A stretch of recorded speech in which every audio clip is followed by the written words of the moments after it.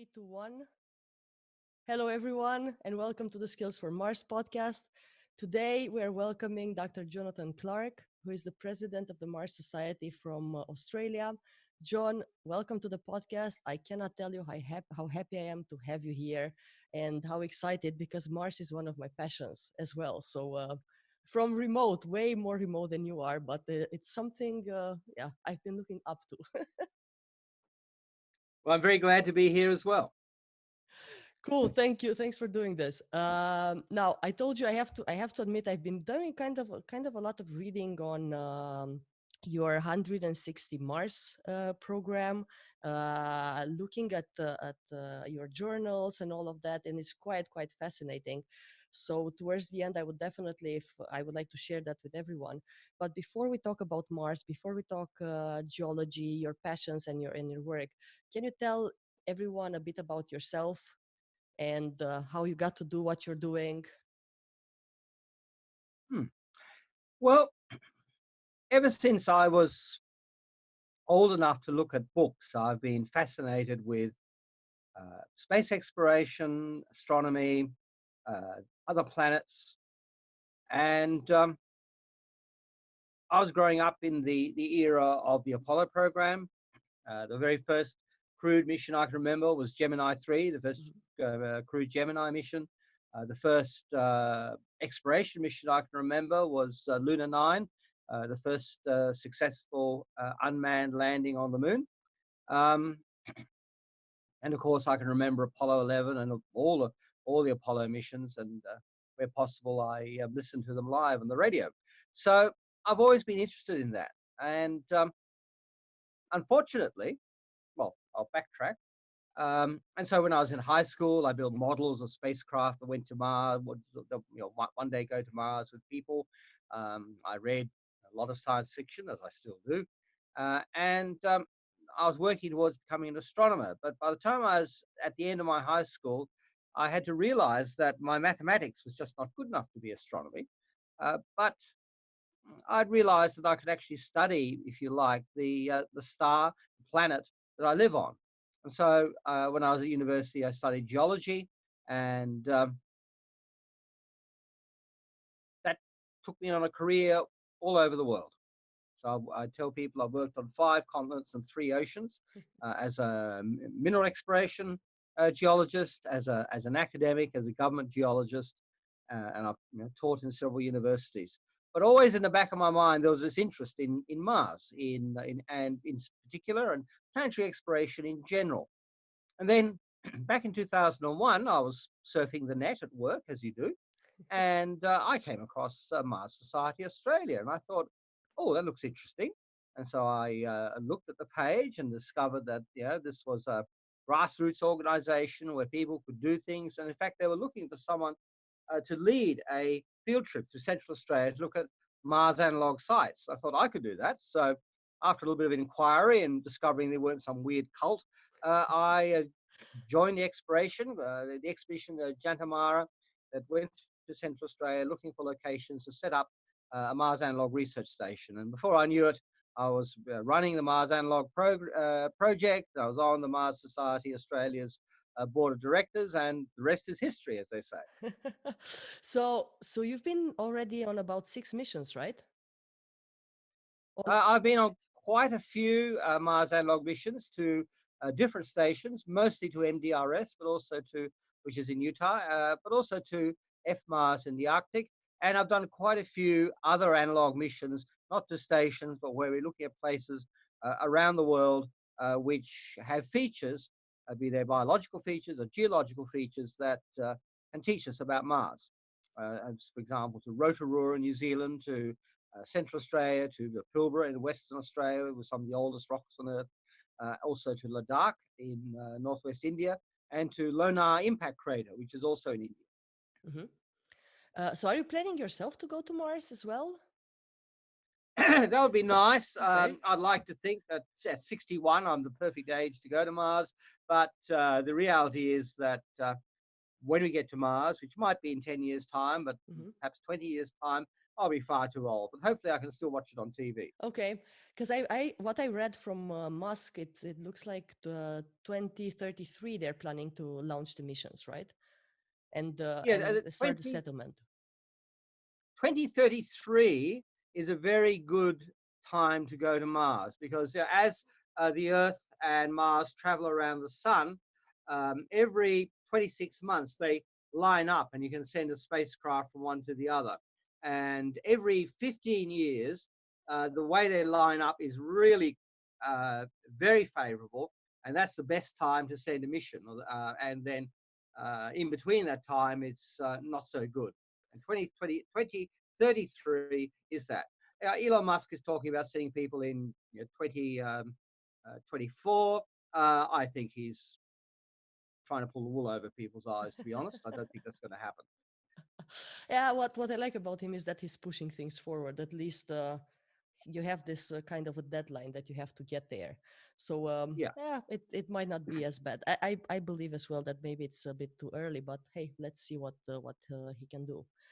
So uh, Could have deadlines, yes. but yes, they can be unrealistic, and that tends to detract from your credibility.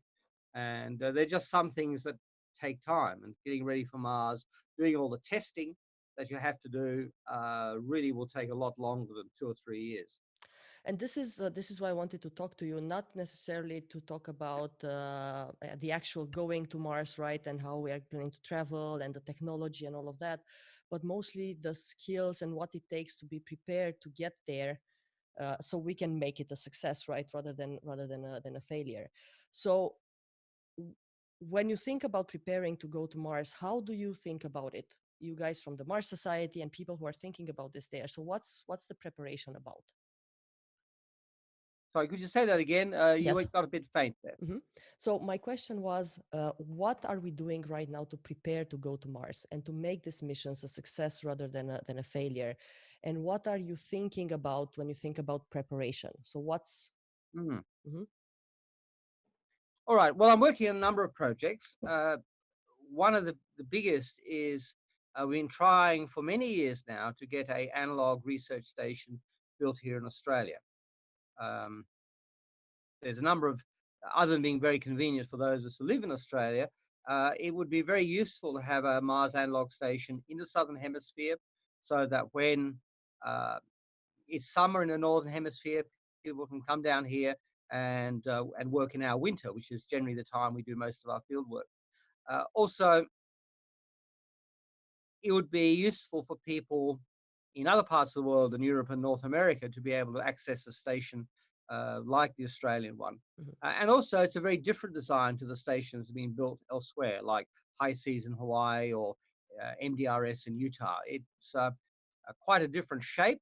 And it's very important that when we start designing things for Mars, we explore different concepts of how we build habitats, how we design their interiors. And so that's something we can do. There's something I can do. We have a group over in Utah at the moment from Australia, Mars Society Australia. This is the second time we've had an expedition over there, and they've been there for 2 weeks, and there'll be some of them will be there for another 2 weeks, and they're doing geology and life support systems, looking at minimizing food waste, for example. So these sort of projects you can do with relatively little resources, but can be very, very helpful in designing the operational side of things, how people actually will live and work on Mars. So they're two things that I'm involved in. I'm also working with people in India with Amity University, which is a large private university there. They're looking at building their own Mars Analogue Research Station in Ladakh, which is the extreme northwest corner of India, a high altitude, cold desert. When you fly into Ladakh, you get off your plane and it's 3,400 meters above sea level. They actually depressurize the plane so you can get out, and then you're working at altitudes of 4 to 5,000 meters. So it's a remarkable environment. It's India, so people think it's hot, but it's actually very cold up there. The ground is frozen, and of course there's not a lot of oxygen around. You've actually got to climatize to working there. So a very interesting environment. So that's a third area of work that I'm involved in. in terms of preparing us to go to Mars. So for most of my audience is, I believe, not used to the lingo, not used to the vocabulary, has never maybe read about this analog missions for Mars. So can you tell us a bit about what an analog mission consists of? What are you doing? How big the crew is? What are you trying to discover and explore while you're on a mission? What you're trying to test? Yeah, so what do I mean when I talk about a Mars Analog Research Station or a Mars Analog Mission? Well, an analog is a counterpart to something. We talk about an analog clock, for example. So that is a clock with hands on its face that tells us the time. It's a representation of the passing of time without actually being time itself. So an analog station is um, a simulated Mars station that ideally looks something like the sort of Mars base, Mars station that we would live on when people go to Mars. It's about the same shape, it's about the same size. You have the same amount of people in there, and you can use it to explore the questions that we need to answer for going to Mars. Like, how big does the station have to be? Is it better to have people living over 2 or 3 decks or over one? So you can imagine living, is it better to live in something like a lighthouse that's tall and thin, or something that's more like an airliner that's low and long? Mhm. We can address things like how many people do you send? Can we send 4 people, or is it better to have 6? Or should we go for an odd number of people, like 5 or 7? What sort of skills do they need to have? Uh, that's something else we can look at. How long can you spend each day working outside? Can you go outside every day, or is that just too much hard work? Because remember, when you're in a Mars analog station, you don't just open the door and walk outside. You put up a mock-up spacesuit, which is a costume, but it's a realistic costume because there's a big bubble helmet, and it's got fans that pump air through the helmet so you don't suffocate. You've got a water supply. You have a radio to talk to each other and back to base, and it's very heavy. The one we wore in Utah last time I was there weighed 17 kilos. So imagine, walking with a 17-kilo backpack on your back. It's what you do on a hiking trip. But you don't just walk in it, you work. So imagine wearing a big backpack, 17 kilos, and then changing the tire of your car or doing some gardening. So that is what it's like to go on a simulated spacewalk or Mars walk from a Mars analog station. It's hard work, it's tiring, and it may turn out that we can't do it every day. We might be able to do it only once every 2 or 3 days. These are the sort of questions we look at. So that's a Mars analog station. I've been on about 6 expeditions so far, ranging in from a couple of weeks to 3 months, nearly 3 months. And they're great fun. They're hard work, and we've learned a lot from them. Which was the The other most kind of thing is sort of a Mars analog expedition. So okay? these are sort of things that you do to um, places that in some way resemble Mars. Now, what does that mean? Mars is its own planet, and if we could find places on Earth that were really like Mars, there wouldn't be much point going to Mars. But these are places that, in some way, have some aspect that can teach us about Mars, whether it's to study their processes as a geologist, to look for odd forms of life that might be living there, or simply because it's the kind of environment we can test our tools, our robots, our drill rigs. And these sort of Mars analog expeditions we can do in many parts of the world. You can come to Australia. We do them in Central Australia. You could go to Ladakh in northwest India, this cold, high altitude desert I mentioned earlier. We could go to the Arctic, to Devon Island, or we could go to the Antarctic. And people do this. They take their equipment, they take their tools, they study these environments, and also they study how their tools work. Is it better to have a drill rig that works in one particular way, is a particular side, or is it better to have a different design? And we can test all these questions much more easily than we can on Mars. Because if we send them to Mars without testing them, something's bound to go wrong. As I'm sure they have gone on missions as well. As I'm Oh sure yes. So, things for have gone. example, at the moment on Mars, there is a lander called InSight, Mhm. and this is a geophysical observatory that's landed on Mars last year, I think it was, or yep, like late last year. And the idea was it would study Martian earthquakes. It would measure the amount of heat that's flowing out of the ground. You know, Mars core is hot like our core, and heat gradually leaks out. And they wanted to measure how much was getting out, because that tells us what the inside of Mars is like. It was also going to measure the weather station. Well, the weather station is working fine. The seismometer measuring earthquakes is working fine, but the heat flow probe has been really embarrassing. So they had a tool called a mole, which was like a rod that Yes. pushed itself down into the ground. And they tested on Earth, and it worked fine. They set it up on Mars, and well, first of all, it started going in, and then it started going sideways. So they stopped and did experiments and started up again and went a bit further, and then it started coming back out of the hole, which was really bad. So at the moment, it's still sitting there more than halfway out of the hole, and the crew are trying to work out, the crew on Earth are trying to work out how to save this project if they can. Yes, indeed challenging. What was one out of the six missions you've been into? Because it's kind of hard for us to change what's happening right now on Mars. But out of the six you've been to, I'd be quite interested to understand which was, from your point of view, the most challenging one. One that you think was, hey, we really had a lot of struggle, we really had to push through, but maybe in the end we made it and it was Hmm. successful. That's a hard one to answer, because in my work as a geologist, I've worked in all sorts of fairly demanding places. So, you know, I've worked in Central Australia, I've worked in the Atacama Desert, I've been on various marine cruises, I've done work on the seafloor while I've been diving. So, working in relatively extreme environments is what I do, and I enjoy it. That's why one of the reasons I'm a geologist, because I get paid to do things that other people mightn't get the chance to do. But certainly the 2017 expedition to Devon Island was the most challenging.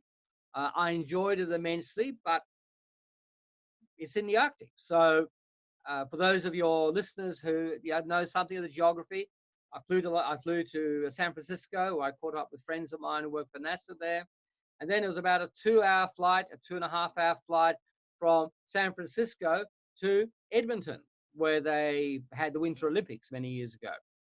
And then from there, it's another 2.5 hours to a small mining town called Yellowknife, which is almost in the Arctic. And then another 2 hours from there, right up into the real Arctic to an island called Cornwallis Island, and a tiny little village called Resolute with only 200 people in it. And then, and these are all in jet planes, 737. So, you know, fast travel. And then when the weather was right, we got in a really little plane, a Twin Otter. It carries 12 people. It looks like a toy plane with big rubber tires. We loaded our stuff in it, and then we flew for an hour and a half across to Devon Island and landed on the dirt, no runway, just a bit of sloping ground that was sort of flat enough for the plane to land in. They pushed all of our stuff out the plane, you know, drums of fuel, um, quad bikes, all of our luggage, and flew off and left us there. And we were there looking around, thinking, "Oh, this is interesting. This is This is all up to it's us now." uninhabited, right? As far as I know. Uninhabited. Mhm. It's the largest uninhabited island in the world. It's almost as big as Ireland. So quite a large island. No one there. Occasional scientists visit there. Um, there's a little bit of wildlife, not much, and it's very barren. There's almost no plants, hardly any wild animals. Just occasionally you see birds, and a very alien landscape. So from there we had to walk across to the station, which has been there for about uh, 15 or 16 years. which looks like a giant uh, can, a giant tin of tuna, and that's where we lived for a month. And inside that, there was sleeping cabins and a kitchen and a dining area and laboratory and workshops and toilets and showers and so on. But yes, you realize that if something went wrong, it might, like you broke your leg, um, it might be 2 or 3 days, maybe 5 days before a plane could come and fly you out. So that focused your mind. The other thing is, of course, when we went outside and on our simulated Mars walks, uh, two people would go out wearing the simulated spacesuits, but a third person would always go with them without a spacesuit on, carrying a shotgun, a loaded shotgun, because there are polar bears on Devon Island, and when they see you, they see you as They food, see and you so as there's food. always Yeah. got to be someone on bear lookout and as bear guard, and so that was a interesting experience, and certainly out there. But the six of us, we had a wonderful time. We saw amazing things, the midnight sun, the whole area on Devon Island we were in was a giant impact crater, about 22 kilometers across. A hole in the ground like we see on the moon that's formed by an asteroid crashing into the surface of the Earth. And this one landed about 40 million years ago, or thereabouts. And so this enormous 22-kilometer diameter basin in the landscape with the sort of rocks that we'd expect to see and process you expect to see on Mars. And our tuna can parked up on the edge.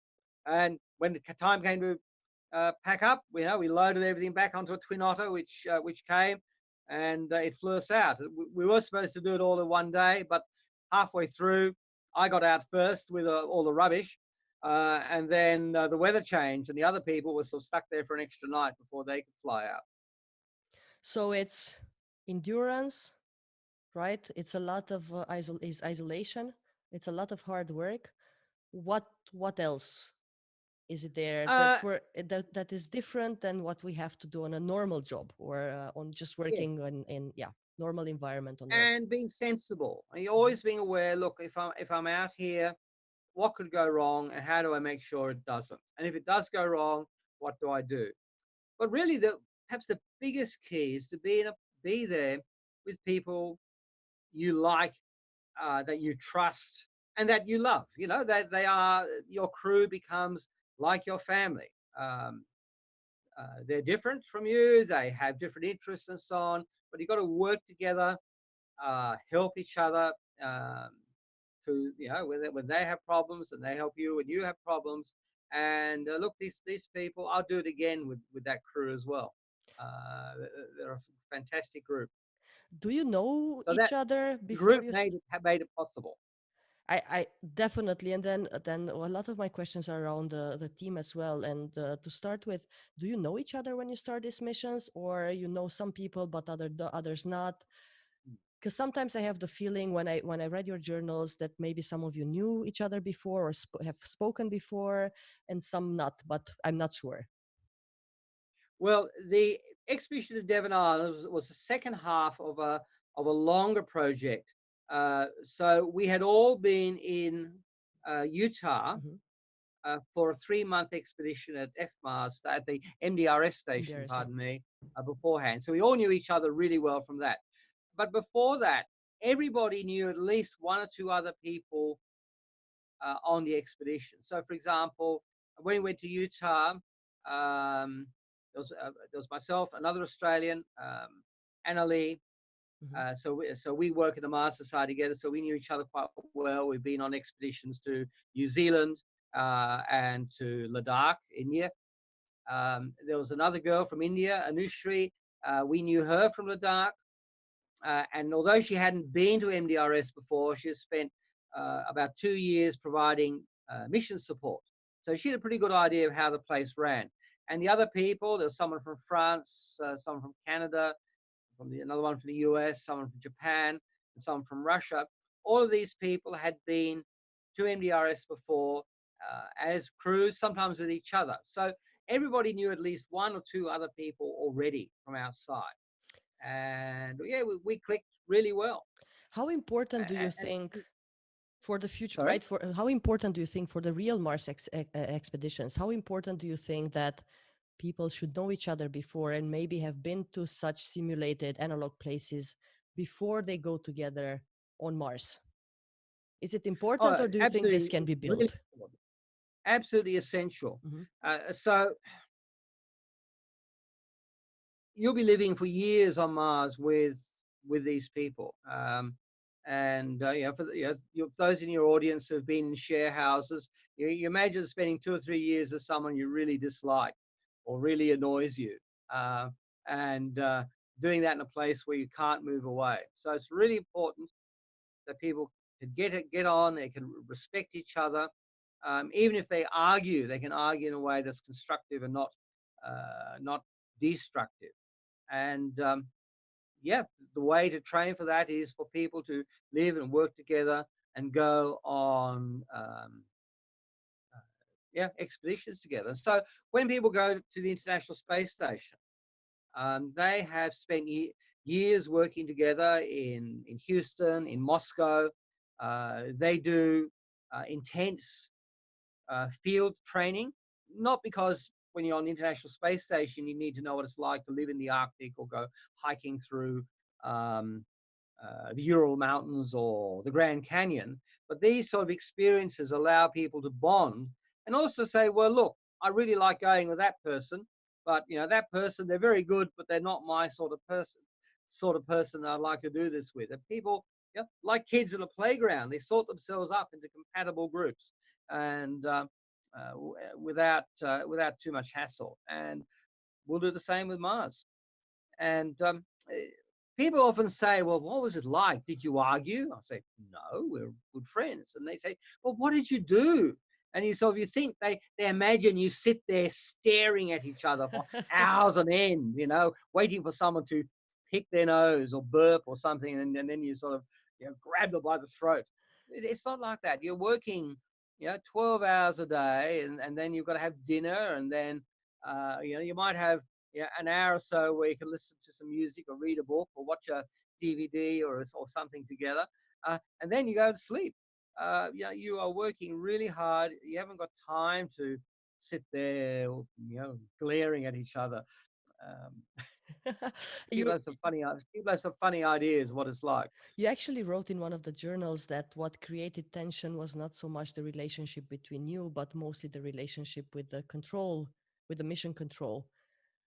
And then Yes. sometimes tensions does arise. So how do you solve them when everyone's spirits are up and hot, and they're more Latin than out there in Utah in the desert? How do you solve that, and how do you calm everyone down? Because it does, I imagine it does take a toll on you, and you get more tired in that isolated environment versus, yeah, a This is a normal. problem we've all had.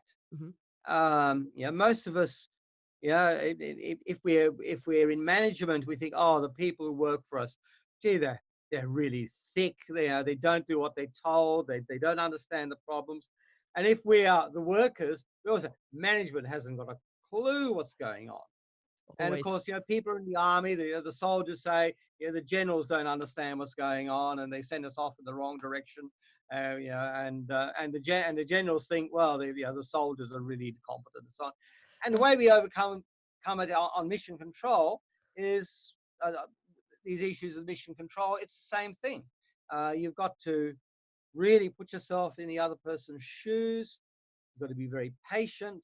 You've got to communicate clearly, and uh, you've got to tolerate it. Mission control says, "Oh, look, these has to learn that these people are the ones on the ground, and it's their decision, it's their lives on the line, and we need to allow them to do that." And the other people on the mission have to say, "Well, the mission control, they are there to make sure that we don't forget things. They're there to help us, and they can be annoying sometimes, but really, we are all on the same team with the same goal." So, yeah, like everything else in life, patience and understanding and goodwill achieves Well, a lot. you mentioned about the leadership, and how does it work? Because I imagine some of the projects like geology exploration projects that would be led by you or someone else doing geology, right? Yeah. Microbiology would be led by someone else, maybe in maintenance by someone else. How do you switch from one person to another? How hard is it to do it, or is it Mm. easy? How do you train to do that? Because why I'm asking is that it feels that you are able to do it quicker than we do it in a usual company. Mm. Here, when someone, Uh, that, and you know it, when someone gets to power, they are mm, the leader, and they should always be seen as leader. In very rare cases, and few people are able to flex and change, right? And it's something you mm. learn, but it feels like you are learning way quicker out there than we are doing here. It's just a feeling. Maybe Yeah, I'm wrong. that's a very interesting question. And I think the answer will vary according to the sort of people you've got, Hmm.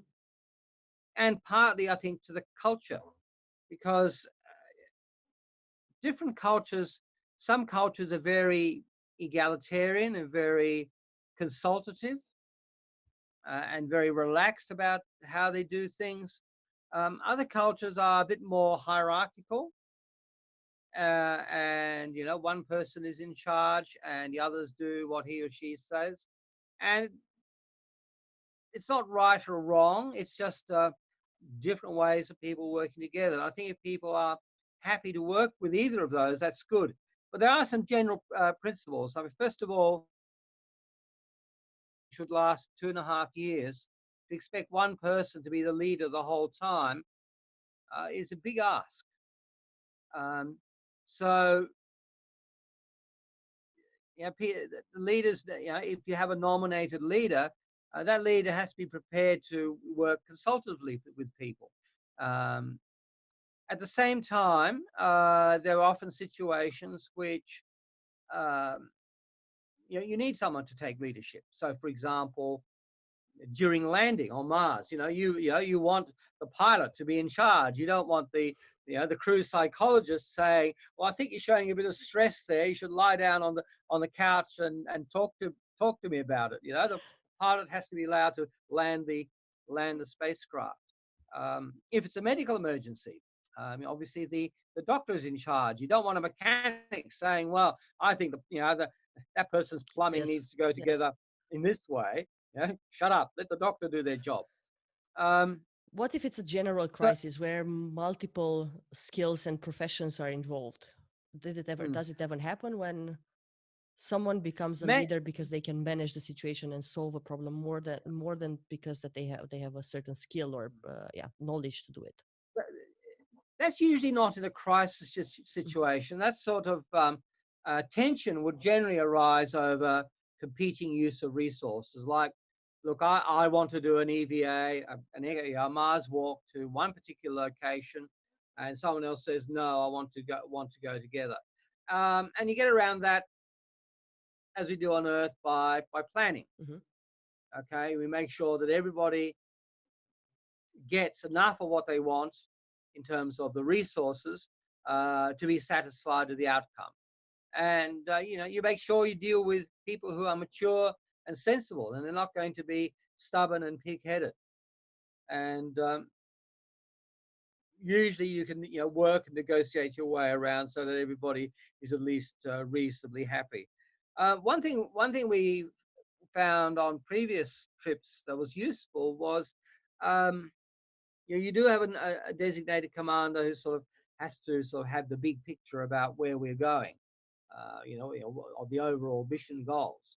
But the day-to-day planning is often best done by other people. So we had someone we called the HAB nag, Okay. the person whose job it was to make sure that for that day people got up on time. They're the one who put breakfast on the table. They cooked the dinner. They made sure that people that they chaired the planning meetings, the discussion meetings, and that when it was time to go to bed, the people went to bed. The Hab nag, or the Hab dad, or the Hab mother. Uh, you can call this person what you like, and we rotated around so that everybody got a chance to make sure that the whole crew functioned. And that also meant that everybody felt that they had a say in what was going on. It also meant that the commander was able to maintain the big picture focus uh, of what was happening, and it seemed to work quite well. Another thing I noticed, John, is that you are all multidisciplinary. You all have, you may be a geologist, but you might get to be an assistant for mechanics because you know a bit of engineering. Yeah, And yeah, microbiology and journalism at some point got together, right? Because again, I was yeah. reading through your diaries. How are you all trained in multidisciplinary trained before you go on these missions, or you learn on these missions a new skill? Well, we're all volunteers who go on these analog Hmm. missions, and so we've picked up these. Most of us, I think, have picked up these skills as we go along. Hmm. Like I never thought I would be a guinea pig for a psychologist, Okay. and yet I've learned a bit about psychology since my time in the Mars Society.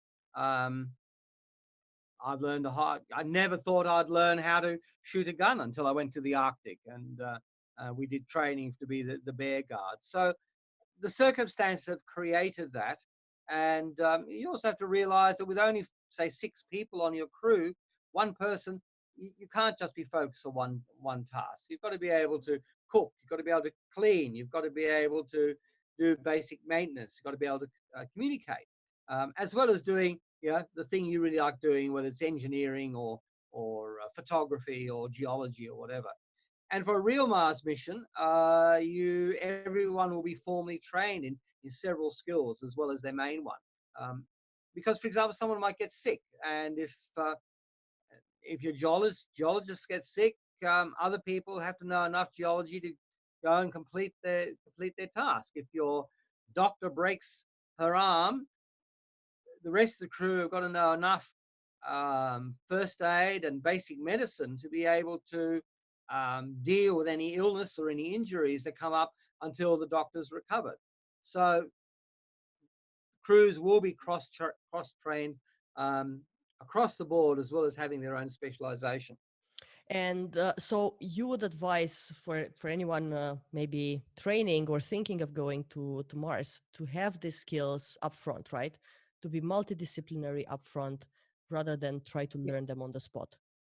Because I Yes. think that's I mean, you may well pick up some things are Mhm. there, but we will know what people need to do. So, for example, on the International Space Station, Chris Hadfield wrote a really good book about his time there. He said that the three main skills that everybody had to have, they had to understand the robotics because there's a big robot arm on the space station, and that does a lot of the outside tasks. So they've all got to understand that, all be able to got to do that. They've all got to know how to look after the life support system because Mhm. otherwise they'll all die. Mhm. So they've got to be able to clean the toilet, to fix the toilet, to make sure the air keeps circulating, all this sort of stuff. And the third thing everybody's got to do is they've got to be able to go outside on do a spacewalk. Mhm. And they've got to know how to use the spacesuits and how to work outside. They're the three basic skills that everybody has. And then in addition to that, they might have their research skills or their engineering skills in a particular discipline. Yeah, I was. It's quite interesting because I mean, you know, you've been here, yeah, a long time, and you've worked on normal companies as well. Uh, Nowadays, and now it's starting to shift. We have only one skill, one profession, and then Mm, maybe halfway through our lifetime, we realize, hey, maybe I would like to do something else, and then we start anew, which is not bad. But one of mm, the things I would support right now personally would be even for kids and to become multidisciplinary from the very beginning, right? Get a hobby, to get proficient in it, or get a second thing you like and get not necessarily get a job in it, but be prepared to shift in that direction because shift will come. And then it's mm. the same with That's very true. Mhm. Always try and keep yourself flexible. Like you will end up with one or two major fields of strength, but always try to be interested in what other people do, and maybe you can end up doing that. I mean, I never thought I'd actually seriously be doing space research, and then this opportunity has come up, and then. Um, a few years ago, I was unemployed because I was laid off from my work. And, well, what do I do with my time? And I thought, well, I could go and volunteer at the local fire station. And so I became a volunteer firefighter. And That's really interesting and challenging, and you meet all sorts of interesting people, and yeah, And you get community physically service prepared as side. well for what you're doing right now.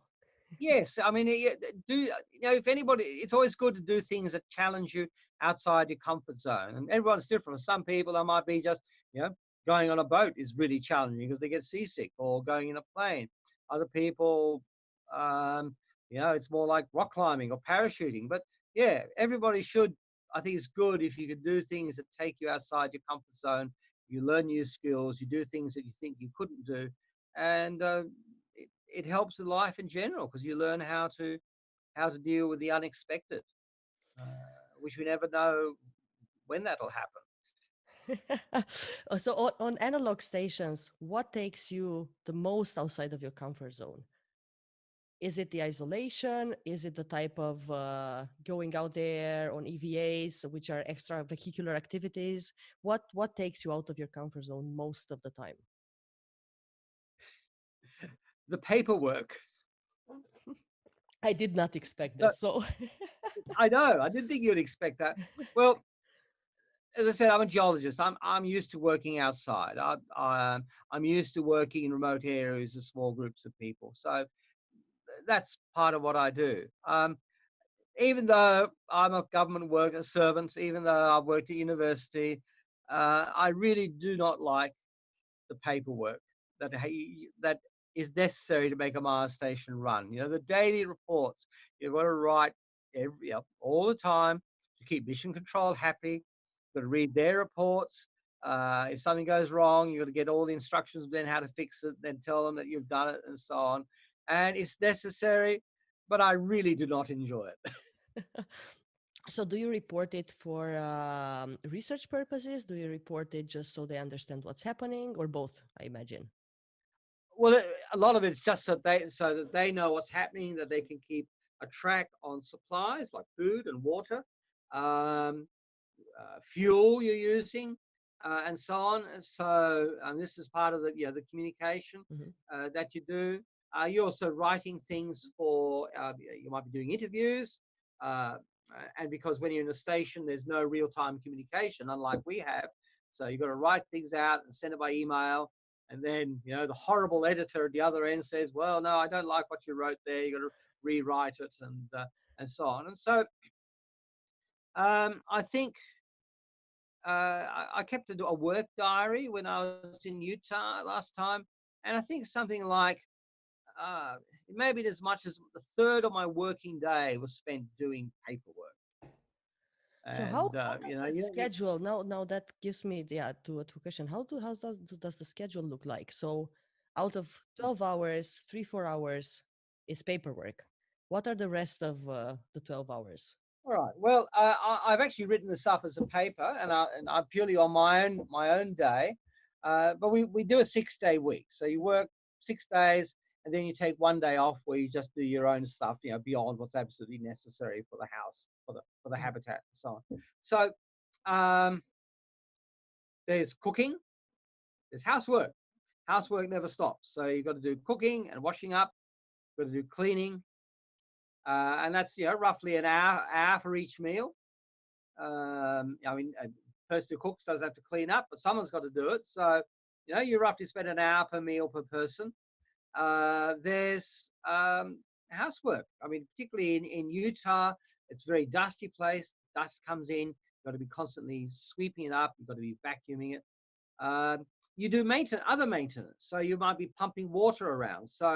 Or collecting water. So in the Arctic, on pardon me, in Devon Island, every 2 or 3 days, you had to go out with the quad bikes and jerry cans and fill them up with water all the time with someone on guard, for the bears, and then bring them back and pump them into the tanks on the station. In Utah, uh, there was a water supply there, but you still had to move it from the outside tank to the inside tank, and someone had to do that. Um, Once every 2 or 3 days, you'd go on a Mars walk to do geology or engineering or astrobiology. And that might take anywhere between 3 and 5 or 6 hours. When you come back, you've then got to process the samples. You've got to make sure they're properly labeled. You've got to make sure they're properly described. You've got to store them. You may well be doing experiments on them. The biologist, Anushri, our Indian colleague, she was doing culturing Hmm. of bacteria. So, you have your outside work and almost the same amount of science work you do inside to write it up. Um, you have your housework, your maintenance, your cooking, and then you got all this wretched paperwork and administration you got to do. So as I said, you're working anywhere between 11 and 12 hours a Hmm. day, not counting meals. Wow, that's quite a lot. Do you guys get time Quite a for lot. yourselves, right? Not as a team, but you, John, for John, to think about what you're going through, reflect, yeah, just get a bit of balance in your life, or that doesn't really happen. You have to get used to this constant doing things, constant being Yeah. inside with the other 5 or 6 people. Well, I kept a diary, Hmm. so that's a time to reflect. I send emails. I send daily emails to my wife. There are a few other people, some former colleagues of mine. I kept in regular touch with. Perhaps once every few weeks, I'd send them an email. Sometimes they'd even write back, which is amazing. And with my children in the same way. So in communicating with people outside the station, that gives you a way of processing what's going on. In writing down your own experiences in your diary, that also allows you to process it. I read a lot. I must have read about, in Utah, for example, I must have read about um, 2 books a week when I was there. I mean, e-readers are a great boon. Um, I read books about famous explorers. So when I was in the Arctic, I was reading about the great Norwegian explorer um, Sverdrup, who had actually worked around Devon Island over 100 years ago, and people like Nansen and Amundsen. Also, books that have nothing to do with living on Mars or whatever, just murder mysteries or science fiction or uh, other traveling guides, philosophy, theology, so on. And usually, at least once a week, we would watch a movie together, and that was very Hmm. nice. Other people are different ways. Our Canadian crewmate in Utah, on his day off, he'd play video games. That was his thing. Our Russian colleague, her favorite relaxation was to sit there and watch Kung Fu Panda. And she'd lie there in a bunk with a with the headphones on and a big smile on her face, watching Kung Fu Panda. Yeah, but she obviously it's very much a favorite movie. So everybody has their own. Nice. So, did it ever happen in any of the teams you've been with, or anything you've heard, that someone would just say, "Hey, this is too much for me. I cannot live in isolation. I cannot do this kind of field work. I don't have enough me time," and then they just gave up, or it doesn't really happen? I've seen that on one or two other Mhm. shorter expeditions. Um, What drives it them? didn't happen on the two big ones I've been talking about, simply because we all knew what we're letting ourselves in for, and we're all experienced. And if that happens, I mean, everybody has a meltdown sometimes. As we say in Australia, everyone sometimes feels like they have to spit the dummy. You ever heard that expression? No, it's the first time. All right, we've all seen babies, Hmm. right? And sometimes little babies get really, really angry and they yell and scream and wriggle and go red in the face. And the poor mother or the poor father gets a dummy, the thing you put in a baby's Yes. mouth, and you put it in the baby's mouth, and the baby goes, "Huh." Yes. It's Okay. so angry, it just spits the dummy. Hence the expression. But there's two things. I mean, first of all, good planning, Hmm. both large scale structure or things like workload. You make sure you have a day off. It's very good. Make sure that, okay, sure, you're working 11, 12 hours a day, but don't try and work 14, 16 hours a day routinely. Um, and people being patient and nice and kind to each other. Um, Generally can avoid that. And, if someone has a meltdown, okay, you know, we'll leave you to your cabin for a bit. We'll just check on you in a little while to see, make sure you're okay. I mean, on one of our trips, we had someone was having a lot of their daughter was um, not very well, and that was a source of stress. Hmm. But yeah, we helped them along, and we all came out of it okay. So again, the human virtues of kindness and forgiveness and care for each other really what makes the difference. I guess why I was interested is more if someone wants to do this and they just don't have the skills, right? In my view, it's just better to stay and add value on Earth rather than try to do something maybe you're not able to do. So in my mind Yeah. was what would make people fail on such missions? Mm. What would be the things that you definitely need to have, right? We were discussing right now, but the things maybe you need to avoid, or if you don't have those skills, just better stay and add value on Earth rather than try to do something that you'll fail at. Mm.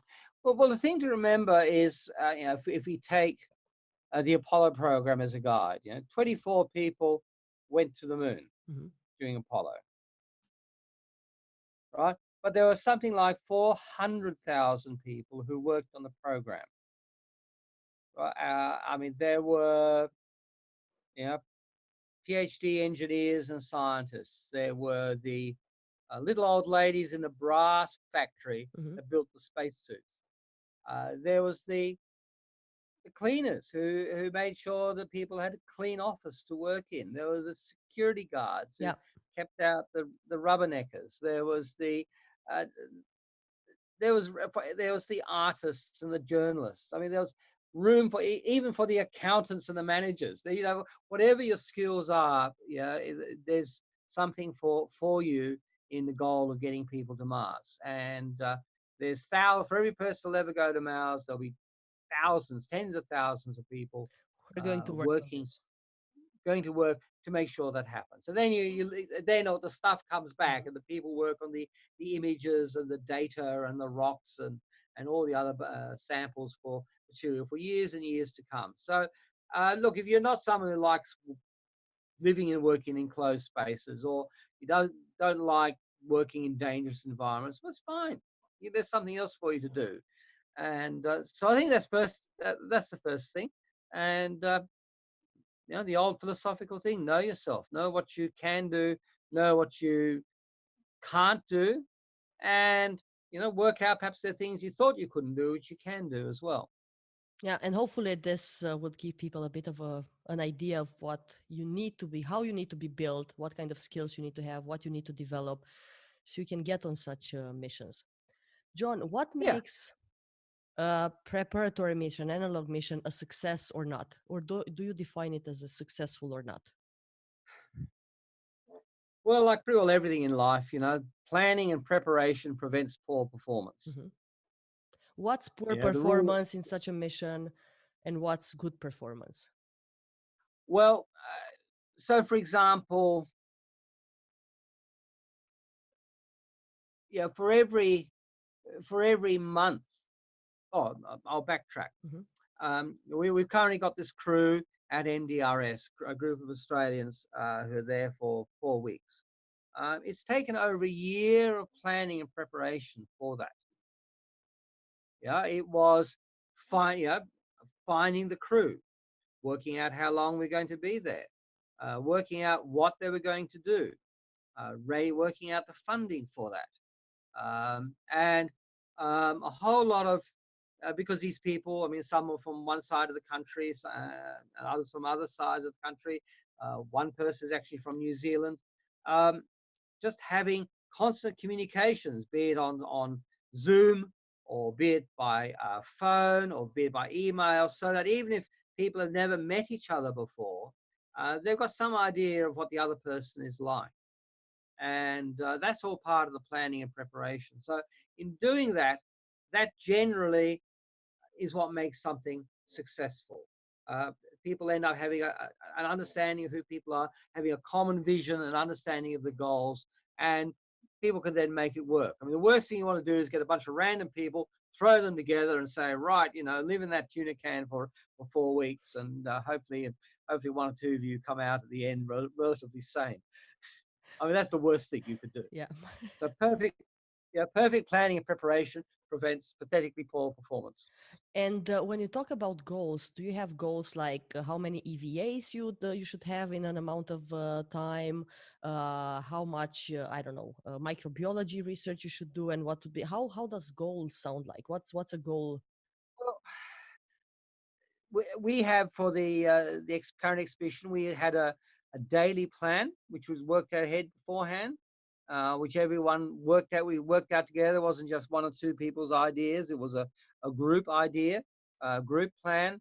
Um, Several people had been to MDRS before, and so they also knew that you got to be. It's no good planning and then it pours with rain. And in Utah, if it rains for half a day, you basically can't go outside for the next 2 days because they're just so muddy.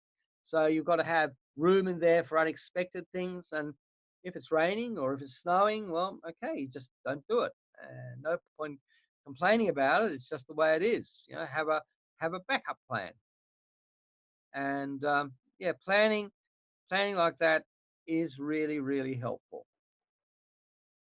Okay, so you do have a daily plan. You do have things that you must do, and then if not, you will get back on track. Now, Yes. do you think how big of a difference do you think is between the simulations, the analog missions you are doing, and the actual going to Mars and the missions there? Do you think that you're covering around 70%, 80%, or 40%, and the rest would be unexpected on Mars? Did you ever think of that? Or I don't know. Was there research done on that? Yeah. That's very hard um, to describe accurately, and rather and really it's something that certainly should be done, but it's hard to quantify. Several people who have been at MDRS, for example, have gone on to do very high level simulation work. So, for example, there's a facility at the Institute of Biomedical Problems in Moscow where people spend months at a time, or even a year or more, doing a simulated mission. Hmm. So, someone who was at MDRS about 12 years ago was part of the Mars 500 experiment, a European researcher. One of the people, the Russian woman, is on our crew at MDRS and in the Arctic. This year was in the 4-month Sirius experiment Hmm. at IBMP. And certainly the experience was valuable for that. Um, One thing, of course, that you can't simulate on any of these stations that would be a reality on Mars or on the Moon is really being inside somewhere where you can't go out. I mean, if worst comes to the worst, people can open the airlock and leave. On Mars, you You can't cannot. do that. On the Moon, you can't do that. You can't simulate that. It's a very much a low-tech system, so you're not really simulating the highly sophisticated life support systems or power generation systems there. But we would like to think that the operational procedures, that we have, the daily schedules we have, um, do prepare us for in terms of experience, in terms of the issues that come up, for what needs to be done on Mars. And certainly, work that's been done um, on other analog expeditions. People have compared it with what happens on, say, the space station and so on. It does seem to work. It does seem to move across. You are allowed to extrapolate. You can extrapolate from one to the other. Okay, that's good to hear. John, I've read, I think it was a post about 2 or 3 days ago on the Mars Society in the US that you are started to work with educators right now to train them on what's needed and the skills and everything that are needed to go to Mars, so they can go back to their schools, the institutions, and then teach kids, right, on their Yes. turn. Besides this, is there anything happening in education? So people are more prepared to making this step, or Yes. any way So that, that so, yeah, that, yeah, we could. so that's something that's been done. That's a NASA initiative Mhm. called Spaceward Bound. This was started up about 15 years ago through Okay. NASA Ames, people like Chris McKay and others, where you take teachers. There are two components. You take teachers out into the field and get them to work alongside scientists and engineers, planetary and space scientists and engineers, on projects so they can gather ideas and take them back to their students at school. Mhm. And these have been run uh, for many years now in many parts of the world. So, for example, they've gone to Dubai. They've often gone to MDRS. They've gone to Pavilion Lakes in Canada. We've run several in Australia, and hundreds of teachers have gone through this.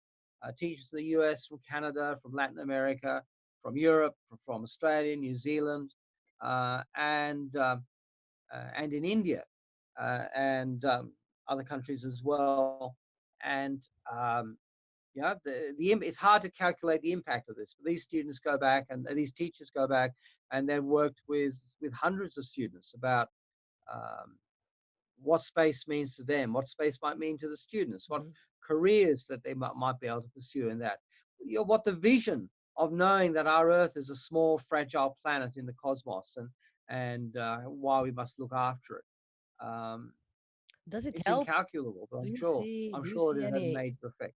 Do you see any impact? Do you see maybe more people applying or volunteering to help in Australia with the Mars Society? Do you see Mm, more people going and studying in universities, so you can have a bigger pool to choose from? Do you see any sort of impact?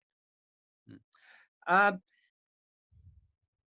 Certainly, we have played a small role a small part in making space research and space activities acceptable in Australia.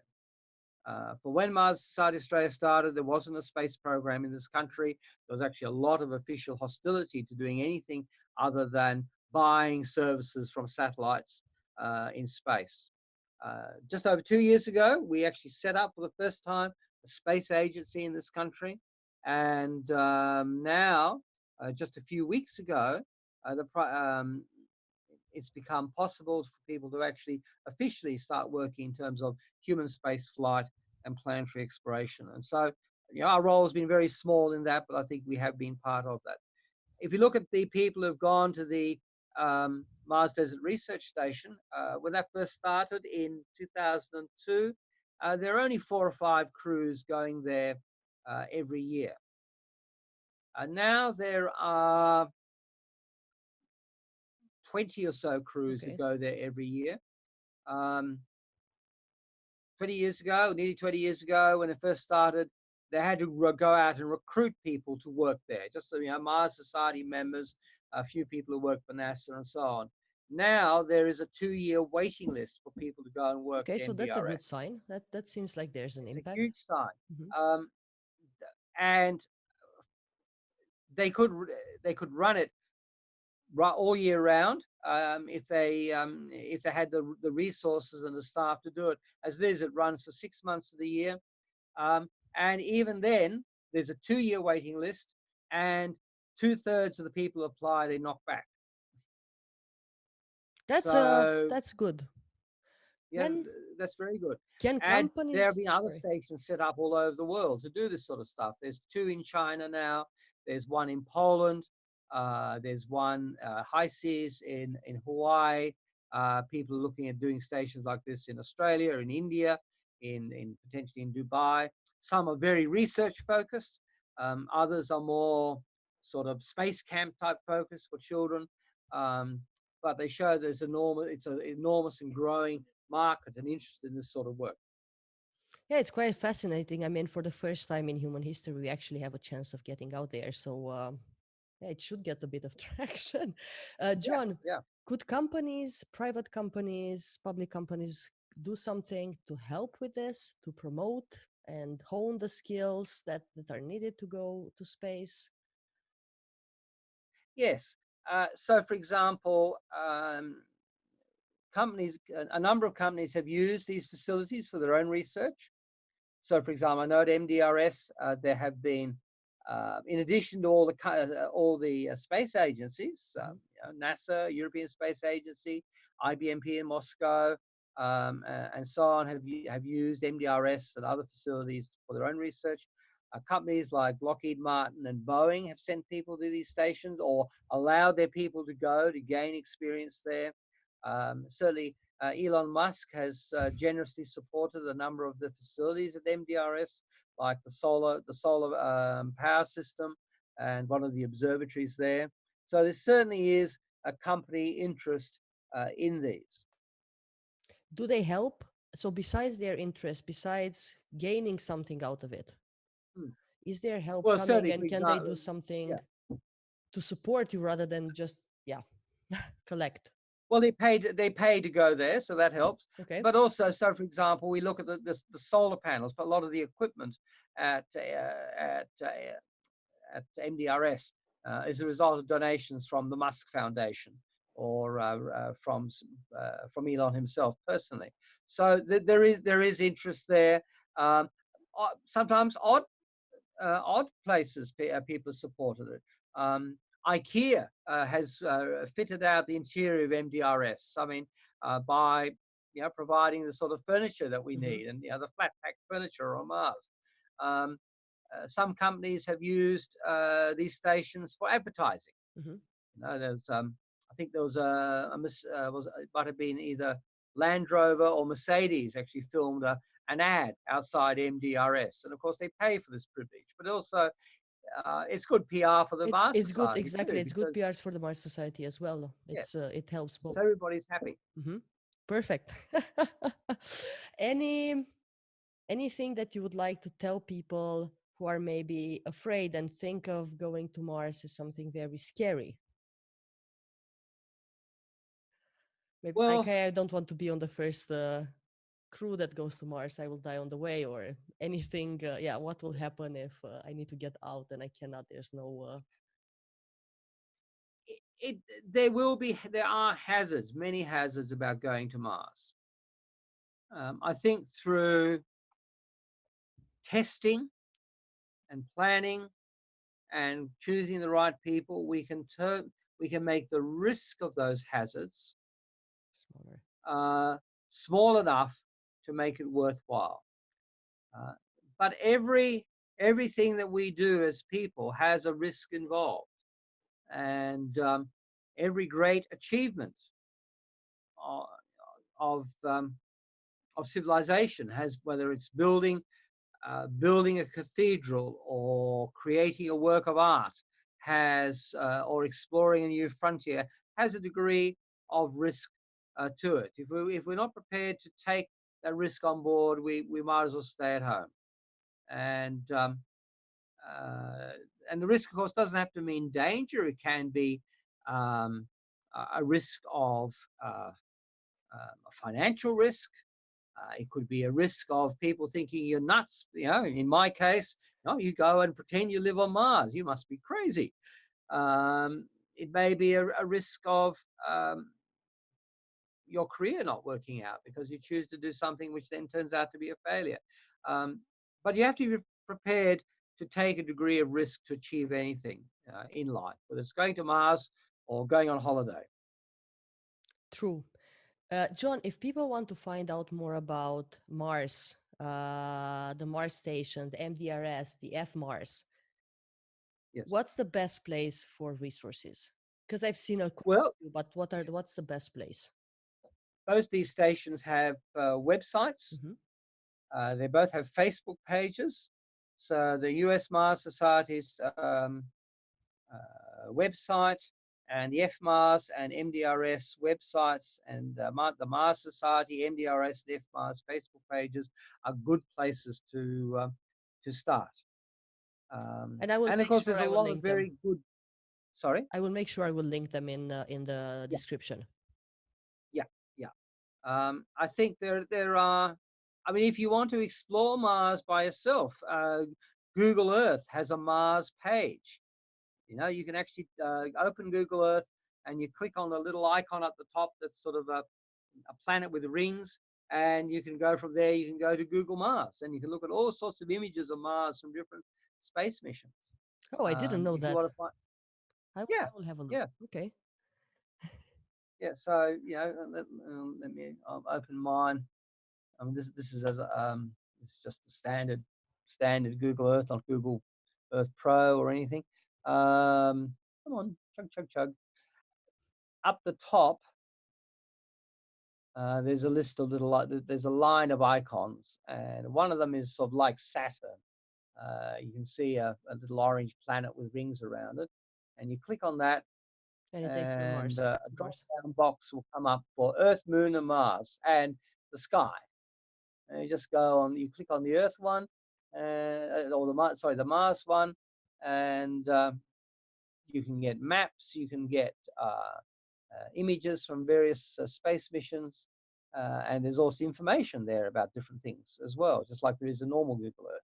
So that's great. Oh, perfect. I'll have a look as well and share it with everyone. Yeah,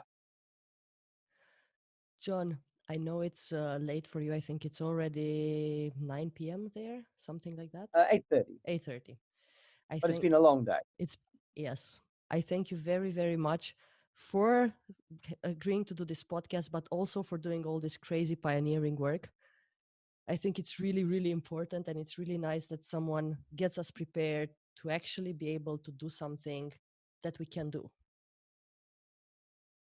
Well, So it's thank you. it's And it's wonderful. look, it brings its own reward because it's just something I really enjoy doing. And Thank you so you much. should see if you could go to MDRS. I mean, they